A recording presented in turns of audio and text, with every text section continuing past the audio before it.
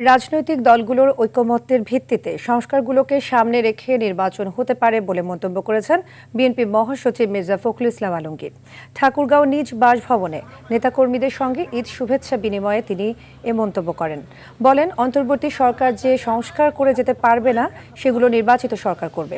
চট্টগ্রামে দলের স্থায়ী কমিটির সদস্য আমির খসরু মাহমুদ চৌধুরী বলেছেন, একটি ফ্যাসিস্ট শক্তি ছিল, আবার আরেকটা শক্তি দেখা যাচ্ছে।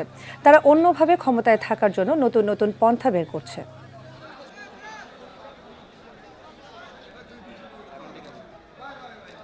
যেগুলোতে কনসেনসাস হবে, মতের ঐক্য হবে, সেগুলো সামনে নিয়ে আপনার নির্বাচন হবে এবং সেই নির্বাচনের পরে আপনার তারা আগেই একটা আপনার চার্টার অফ রিফর্মস একটা তৈরি হবে, সেটা একটাই আপনার রাজনৈতিক দলগুলো স্বাক্ষর করবে।